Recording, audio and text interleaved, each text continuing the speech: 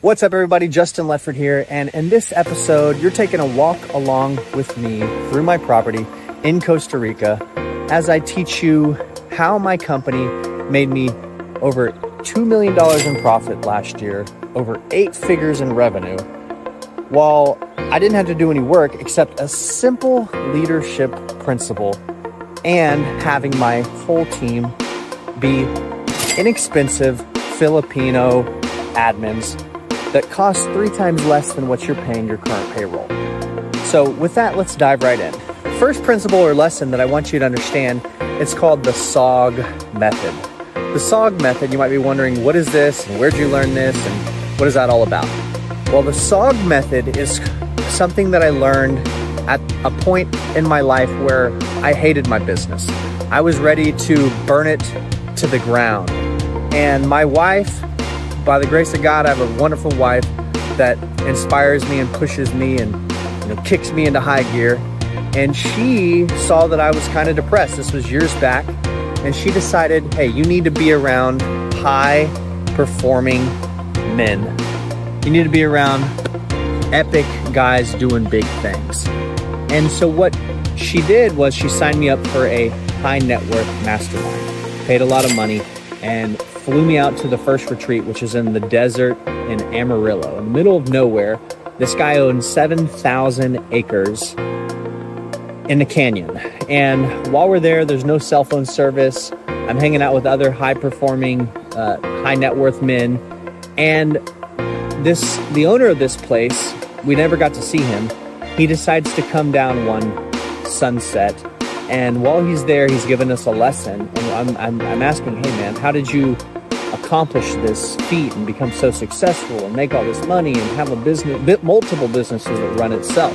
And he said, the secret is the SOG method. The SOG method stands for Service, Operations, and Growth. And then he had to go, and I literally was like, oh man, I want to know more, but he had to leave. So I went on a quest to get closer to this guy. And he said, the next time you'll see me is at another retreat in Miami. So I booked my flight, paid a bunch of money to go to that retreat. And while he was there, I got to sit with him and have coffee one morning.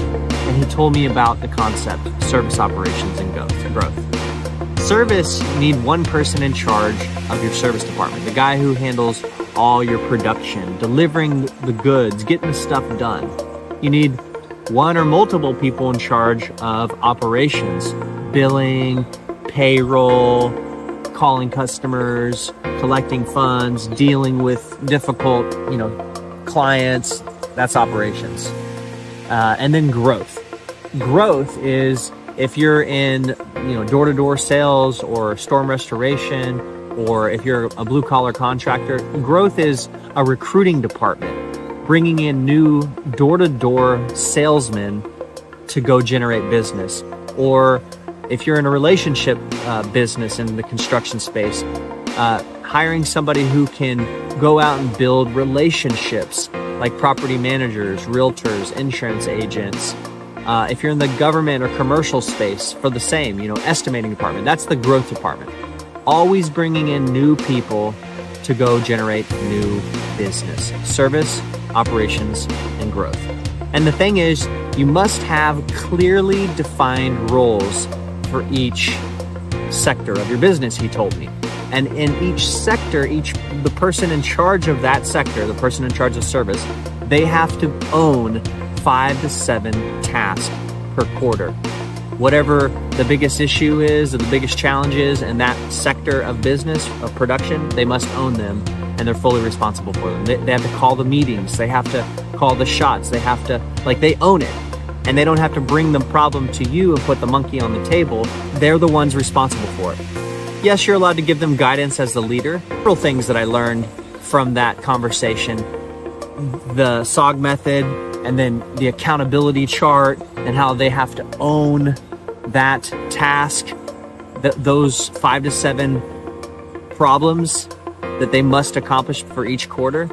See, the problem is without an organization chart and without a service, operations, or growth department, if you're a one-man show, you're doing all this and you can never grow past 1 to 3 million. If you're lucky, you'll get past it, but you're going to be stressed out and you're going to get burnt out. The thing about the other problem is if you have a business that's doing $3+ million, the problem is these employees, you'll find that some of them are outperforming others, some of them are riding coattails, and they're not doing the same amount of work that the others are doing.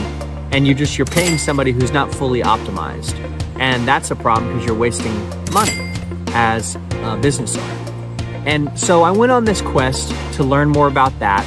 I learned about hiring Filipino admins, and for the last decade, my business has been ran by highly trained, highly efficient admins in the Philippines who handle all of my operations, who handle all of my recruiting. I'm in Texas, my business, and every other week, we generate 10 new commissioned door-to-door salesmen. We don't pay them anything until they bring us a contract. And we also have a Filipino admin who holds those people accountable. We also have a Filipino admin that takes care of production and handles and schedules production and sends out subcontract agreements. And again, these are people we're paying $6 to $7 to $8 an hour, and it's incredible. Just recently, I had a retreat here in Costa Rica. We did all kinds of fun stuff. A bunch of contractors came, and there was this contractor that was doing over $12 million in business, but only making $600,000 in profit. $12 million, $600,000 in profit. Those numbers aren't good. I showed him my P&L. We did $10 million in business, around that, right, a little bit more or less. And it was a little bit more when it's all collected. But we made over $2.4 million in profit. And that's because our business is so dialed in. It's optimized. My payroll is super inexpensive because I have Filipino admins. And if this interests you, I have a free case study how I made several $million while I lived in Costa Rica. And I used a simple leadership principle that you can have access to. If this interests you, there's a link down below.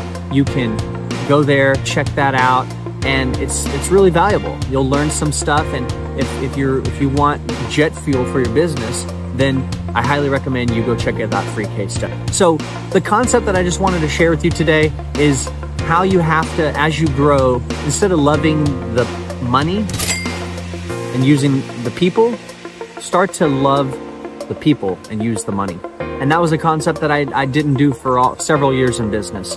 But I finally found some mentors that said, hey, listen, you need to find somebody in charge of service, a person in charge of operations, and a person in charge of growth. And when you do, you'll become a visionary owner that can lead using the simple principle that I'm going to teach you inside of that case study and show you behind the scenes how I made millions of dollars in my construction company while living in Costa Rica. Listen, if I can do it, you can too. So go there now to get the free case study, how I made millions of dollars in my construction company without having to be in the States and while saving 3 times less than what you're currently paying in your payroll. Now, with that being said, this is a quick episode of The Real Construction Owners. I'm about to go in my backyard, hop in the river, do my visualization and meditation, and then go surfing and hang with the family the rest of the day. Until the next episode, I'll see you soon.